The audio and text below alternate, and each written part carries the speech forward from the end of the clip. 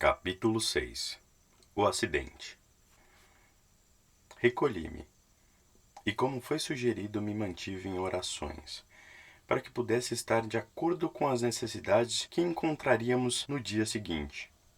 Seria um grave e trágico acidente visto pelos olhos humanos.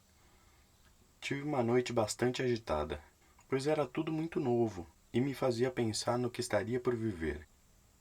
Ao levantar, fui imediatamente ao ponto de encontro com o irmão Gabriel, e com ele já se encontrava o irmão que estava sentado destinado a me acompanhar. O irmão Gabriel me chamou e apresentou quem estaria ao meu lado nas próximas horas. Conhecemo-nos, e então o irmão Gabriel passou as recomendações para antes do momento do acidente. Em primeiro lugar, irmão José Augusto, tem em sua mente o desejo que sente em ajudar sempre em evidência. Isso lhe trará certo conforto e maior segurança. Eu e meu parceiro Henrique entendemos e nos preparamos. Irmão Gabriel recebeu um recado que em poucos minutos aconteceria o acidente, então ficamos de prontidão. Em pouquíssimo tempo aquele lugar sossegado, sereno e calmo, encontrava-se com muitos gritos, choro e ódio em olhares perdidos e desesperados. Parecia uma réplica do que o irmão Gabriel nos relatou antes do acidente. Irmão Henrique me puxou de lado e apontou para dois rapazes que permaneciam mudos, com os olhos abertos, apavorados e estáticos. Pediu para que eu me aproximasse deles e oferecesse ajuda. Cheguei bem perto e perguntei se poderia ajudar em algo. O silêncio permaneceu. Em seguida perguntei novamente. Nada aconteceu. Então respirei fundo e pedi ao irmão Henrique instruções do que deveria fazer. Ele veio em meu socorro e me mostrou 2 bancos, e eu os levei até lá pedindo que sentassem. Os 2 pareciam marionetes, mas sequer sabiam o que estava acontecendo. Então me coloquei em frente aos 2 e orei. Orei muito e alto, pedindo orientações para saber como proceder, pois o irmão Henrique estava bastante ocupado. A sensação que tive foi de inflar, como se tivesse sido abastecido por um gás, e tive o ímpeto de colocar as mãos espalmadas sobre a cabeça dos 2 e repassar aquela energia tão boa que me chegava de bons amigos. Eles ficaram imóveis. Sequer os olhos mexiam. Eu prossegui com as mãos levantadas, mas com muito, mas muito desejo de ajudar. Pude sentir como raios saindo de minhas mãos. Sabia que aquilo os abasteceria. Notei que os olhos passaram de parados, estáticos que estavam, para um olhar voltado a mim. Foi um sinal de que haviam sido tocados.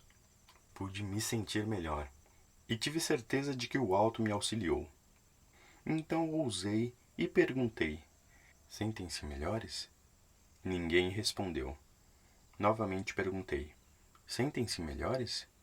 Então um deles fez sinal com a cabeça que sim, e o outro também fez. Pedi para que permanecesse por ali, pois voltaria com ajuda e um lugar onde pudessem estar melhores acomodados. Corri ao irmão Henrique, que me chamou e disse: muito bem, José Augusto. Você procedeu muito bem e lhes trouxe um alívio, pois esses 2 rapazes são os que ativaram a bomba no avião. Por esta razão estão tão perturbados.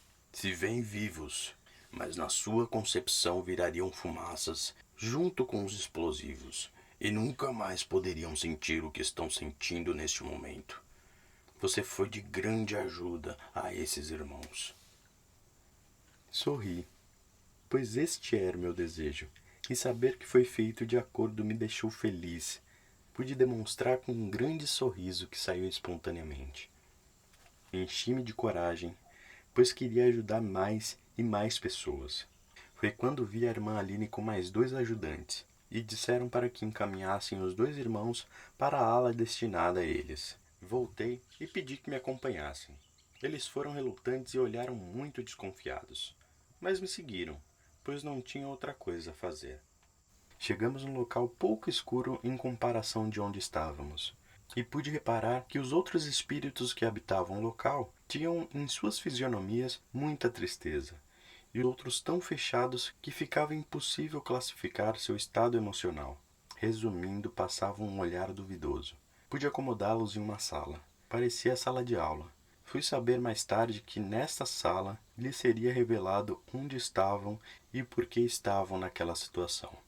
Minha parte se encerrou ali.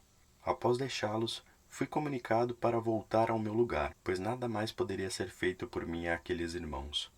Eu queria continuar com eles, mas não seria de valor algum, porque eles precisavam passar por outras situações e eu não poderia somar nada naquele momento.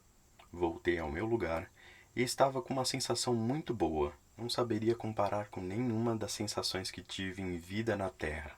Mais ou menos a plenitude, uma resultante maravilhosa. Embora estejamos falando de uma tragédia, mas o que acontece no plano espiritual é realmente muito especial. Mas após algum tempo, tudo voltou ao normal. Todos haviam sido atendidos e encaminhados aos seus novos lares. Uns permaneciam no mesmo local e, de acordo com os seus conhecimentos e merecimentos, foram destinados a outras esferas, mas todos de acordo com as suas necessidades. Não pense que porque chegaram num único lugar, por lá ficariam. Não é bem assim. A cada um é oferecido suas necessidades.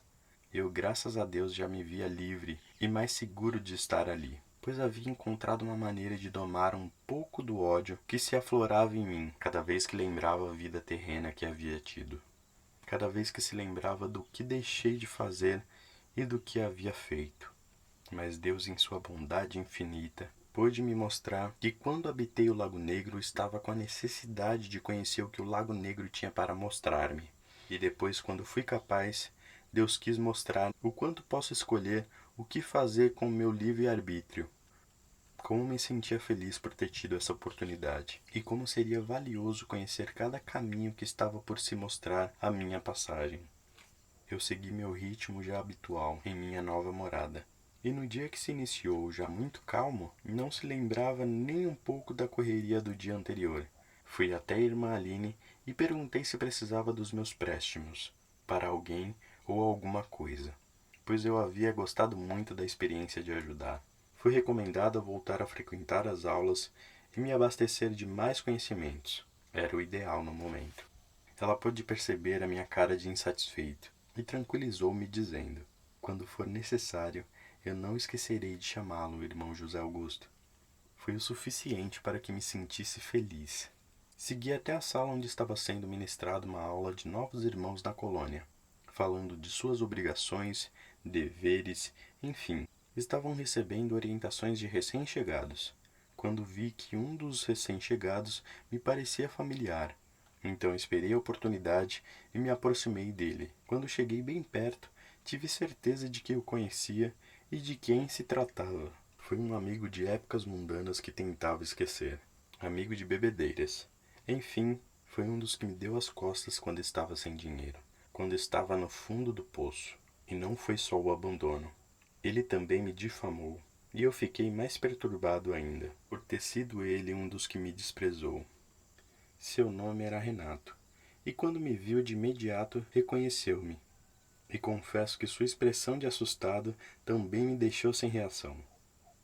Passado um tempo, nós dois já refeitos do primeiro impacto, eu disse: como vai, Renato? Quanto tempo? Oi, José Augusto. Que surpresa o encontrar aqui. Eu também me surpreendo em vê-lo por aqui. Confesso que senti raiva e a sensação foi péssima. Foi difícil viver este momento.